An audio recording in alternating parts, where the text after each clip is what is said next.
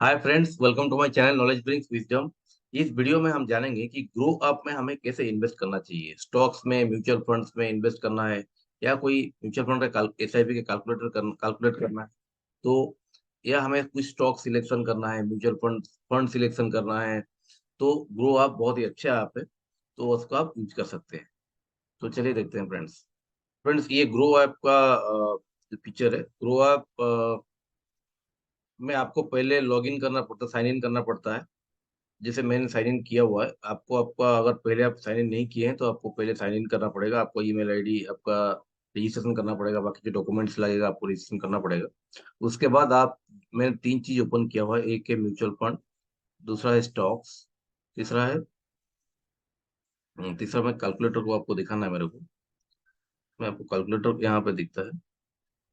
यहाँ पे SIP calculators आपको क्लिक करके देख सकते हैं। तो फ्रेंड्स, म्यूचुअल फंड में आपको जाने से एक्सप्लोर में जाना है। और म्यूचुअल फंड जैसे स्टॉक में जाने से एक्सप्लोर स्टॉक्स। तो म्यूचुअल फंड में दिखाता हूँ आपको कैसे करना है। म्यूचुअल फंड में यहाँ पे पॉपुलर फंड डायरेक्टली विजिबल होता है, जैसे कि जो कि पॉपुलर मतलब थोड़ा जिसका रिटर्न बहुत ज्यादा है। जैसे क्वांट स्मॉल कैप 47%, आईसीसी 40% और पराग परिक 24%। तो जो हायर रिटर्न दिया हुआ है उसको पहले देता है। तो आपको अगर म्यूचुअल फंड सर्च करना है तो आप इसे कलेक्शन में high return, SIP with 500 rupees, tax saving जैसे आपको अगर स्पेसिफिकली ईएलएसएस म्यूचुअल फंड में इन्वेस्ट करना है तो ईएलएसएस। दूसरा है लार्ज कैप, मिड कैप और स्मॉल कैप। सब में आप इन्वेस्ट कर सकते हैं। तो यहाँ पे आपको डायरेक्टली आप क्लिक करने से तो टैक्स सेविंग म्यूचुअल फंड में पहुंच सकते हैं। तो फ्रेंड्स, ये जो वीडियो है ये सिर्फ एजुकेशन पर्पज है। ये मैं कोई आपको कोई स्पेशल म्यूचुअल फंड का रिकमेंडेशन नहीं है, क्योंकि मैं भी सेबी रजिस्टर्ड इन्वेस्टर एडवाइजर नहीं हूँ। मैं एजुकेटिंग पर्पज ये वीडियो बनाता हूँ। तो आपको अगर कोई स्पेसिफिक म्यूचुअल फंड को चूज करने सिलेक्शन करना है तो उसके लिए आप सेबी रजिस्टर्ड एडवाइजर से उनसे एडवाइस ले सकते हैं। लेकिन खुद को भी रिसर्च करना चाहिए। उनसे एडवाइस ले, लेकिन फिर भी आप खुद यहाँ पे आप जाके खुद कैसे रिसर्च करें, खुद एनालिसिस करें, ये आप ये वीडियो देख के जान सकते हैं। तो ये टैक्स सेविंग में भी अच्छा रिटर्न 5 ईयर्स में 27%। देखिए, टैक्स सेविंग अगर आप ऐसे ही कोई इंश्योरेंस ले लेंगे तो वहां से 5 से 8% या 10% तक मिलेगा। लेकिन यहाँ पे अगर म्यूचुअल फंड में ईएलएसएस करेंगे तो आपको एक बेहतर रिटर्न जरूर मिल सकता है। वन टैक्स प्लान, मेरा टैक्स प्लान में आपको 5 ईयर्स में 18% टू 7% के आसपास मिल रहा है। तो ये है टैक्स सेविंग म्यूचुअल फंड अगर आपको चाहिए तो, जिसमें कि 1.5 लाख तक आप एटीसी में टैक्स सेव कर सकते हैं। और अगर आप एक म्यूचुअल फंड में एसआईपी चालू करना चाहते हैं तो मेरा सलाह ये है कि आप लार्ज, मिड और स्मॉल तीनों में से कुछ डिवीजन कीजिए। अगर आपके पास जैसे 10,000 है तो आप लार्ज कैप में 5,000, मिड कैप में 3,000, स्मॉल कैप में 2,000, ऐसा करके डिवीजन कीजिए। 50% लार्ज कैप और बाकी 50% को आप मिड और स्मॉल में डिवाइड कर सकते हैं। अगर आपको टैक्स सेव करना है तो आप टैक्स सेव के लिए अलग इन्वेस्ट कर सकते हैं। तो ये है, आपको ऐसे करके देना है। जैसे जैसे आपने एक मिड कैप या लार्ज कैप, मिड कैप में आपको कोई फंड चूज करना है तो मिड कैप में जो अच्छा फंड है वो यहाँ पे आता रहेगा।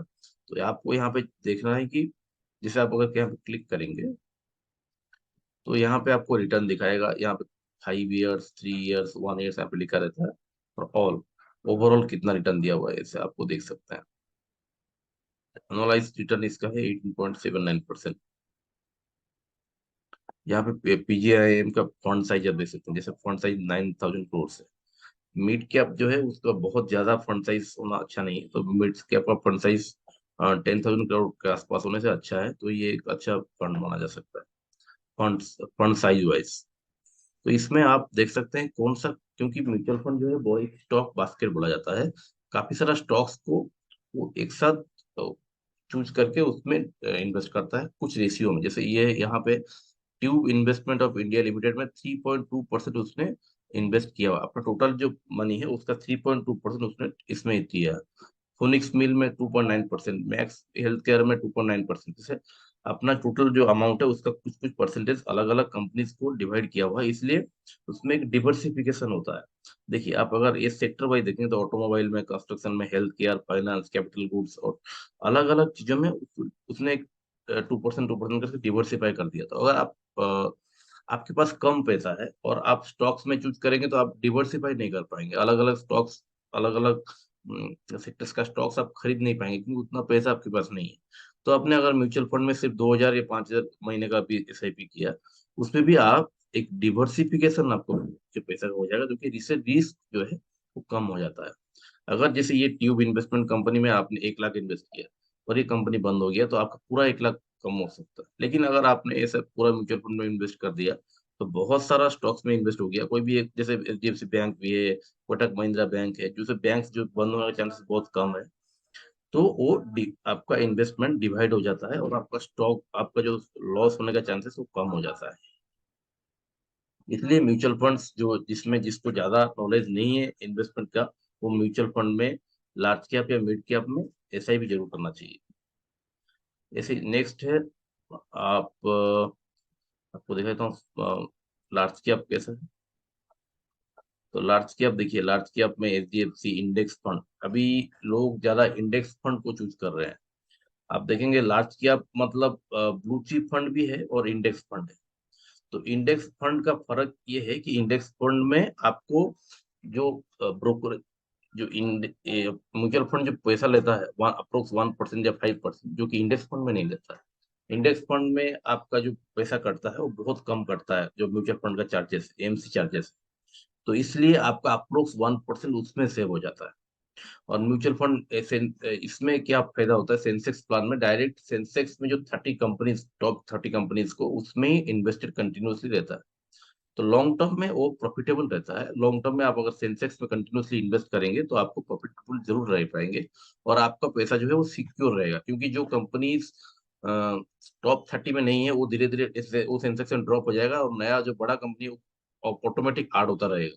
तो सेंसेक्स एक ऑटोमेटेड इन्वेस्टमेंट प्लान है जिसमें कि कोई खास फंड मैनेजर का रोल नहीं है। वो सिर्फ वो लोग उसको सिमिलर करने की कोशिश करते हैं, सेंसेक्स को साथ में अपना फंड को सेम करने की कोशिश करते हैं। वहां पे कुछ ट्रैकिंग एरर होता है, कुछ एरर्स उसमें जरूर होता है, लेकिन वो अप्रोक्स सेम होता है। तो सेंसेक्स में भी अगर आप लार्ज कैप में इन्वेस्ट करना चाहते हैं, कुछ पैसा आप सेंसेक्स में इन्वेस्ट कर सकते हैं, कुछ पैसा निफ्टी में इन्वेस्ट कर सकते हैं, या आप डायरेक्टली नॉर्मल जो ब्लू चिप फंड है उसमें भी इन्वेस्ट कर सकते हैं। लेकिन लेकिन रिटर्न जो है अप्रोक्स सेम सेम ही दे रहा है। सेंसेक्स जब 14% दे रहा है तो ब्लू चिप फंड भी 15% दे रहा है। और ये है स्मॉल कैप, ऐसे अलग अलग आप देख सकते हैं। और नेक्स्ट है स्टॉक्स। स्टॉक्स में भी आप यहाँ पे डायरेक्टली स्टॉक्स चूज कर सकते हैं। देखिए फ्रेंड्स, स्टॉक्स आप मोस्ट ब्रॉड टर्म ग्रोथ, जहाँ जो ज्यादा जो बाय हुआ है वो डायरेक्टली दिखा था, Reliance power, JP, Suzlon energy, जो कि थोड़ा ग्रो कर रहा है, उसको बारे में दिखा रहा है। तो आपको थोड़ा आइडिया हो जाएगा कि क्या ग्रो कर रहा है। तो यहाँ पे टॉप गेनर क्या क्या है, जिसमें कि अब लार्ज मिड स्मॉल कैप, जैसे मैंने बताया, लार्ज मिड स्मॉल कैप का अलग अलग स्टॉक देख सकते हैं। और टॉप लूजर कौन ज्यादा गिर गया है, स्टॉक्स जो अच्छा कंपनी है अगर बहुत ज्यादा गिर गया है उसको भी आप देख सकते हैं क्यों गिरा है, और अगर अच्छा कंपनी है तो भी उसको बाय करा जा सकता है। तो यहाँ पे आप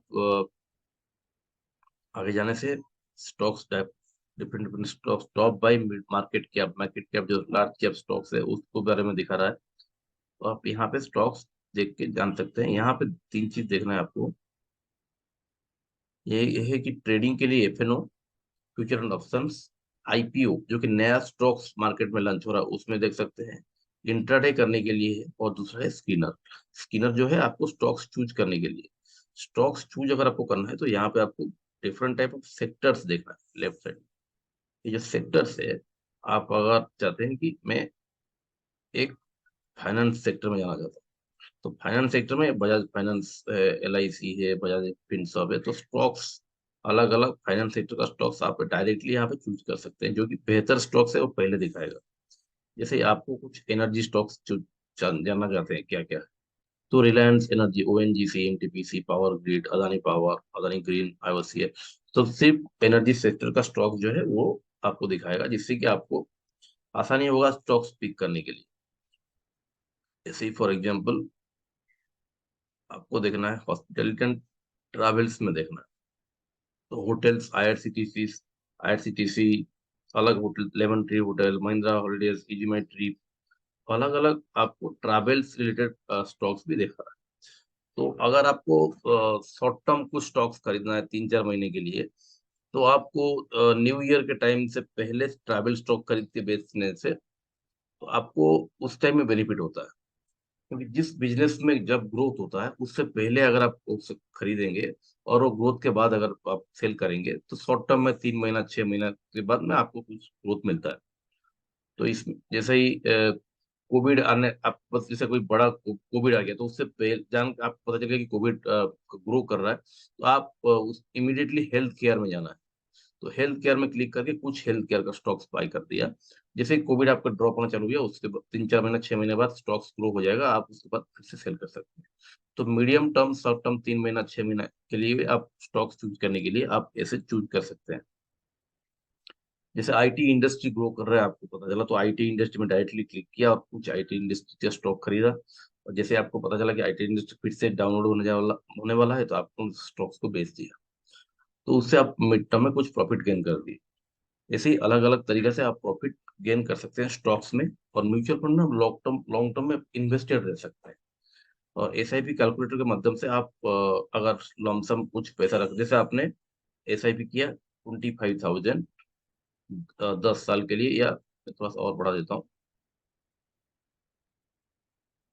15 साल के लिए, 15 साल के लिए आपने इन्वेस्ट किया तो आपके पास कितना होता है? 15 साल के लिए आपने 25,000 का अगर इन्वेस्ट कर दिया तो आपके पास 1 करोड़ हो जाएगा, जो कि आपको बहुत ही अच्छा, ये जो कि रिटर्न है 12% जो है आपको एवरेज मिलता है। आप म्यूचुअल फंड में एवरेज आपको 12% मिलता है। उसमें से आपको 1 करोड़ रुपए आपको मिल गया, जिसमें 1 करोड़ में से 1 करोड़ कंप्लीटली नॉन टैक्सेबल नहीं है। 1 करोड़ में से आपको टैक्स कट जाएगा।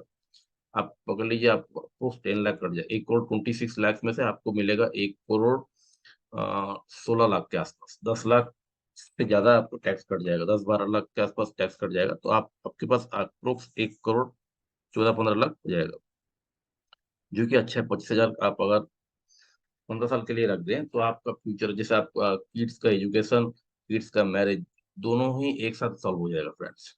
तो एक एक गोल के लिए आप इन्वेस्ट कर दीजिए।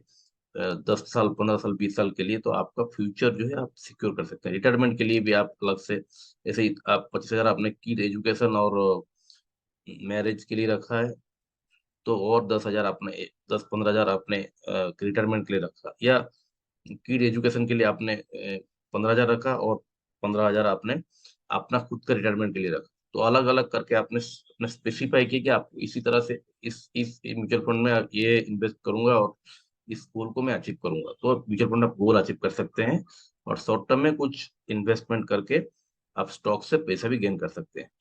दोनों तरीके से आप उसको अपना ग्रो आपसे आपका जो वेल्थ को क्रिएट भी कर सकते हैं, जनरेट भी कर सकते हैं, अर्निंग भी कर सकते हैं फ्रेंड्स। तो आशा करता हूँ वीडियो आपको अच्छा लगा है तो मेरे चैनल को लाइक और शेयर कीजिए। बनाना चाहिए, स्टॉक से कैसे अर्निंग करना चाहिए, टैक्स कैसे सेव करना चाहिए, पीपीएफ में, एनपीएस में कैसे इन्वेस्ट करना चाहिए, उसमें ईपीएफ पीपीएफ से कैसे, क्या क्या प्रॉफिटेबल है, उसमें कौन सा ईपीएफ पीपीएफ में कहाँ इन्वेस्ट करना चाहिए, कहाँ ज्यादा आपको प्रॉफिट हो पाएगा, एनपीएस में किसको इन्वेस्ट करना चाहिए, क्या प्रॉफिट है वो उसमें। तो अलग अलग चीज आपको नॉलेज गेन कर सकते हैं, और आपका जो वेल्थ है आप जल्दी ग्रो कर सकते हैं फ्रेंड्स। Thanks for watching.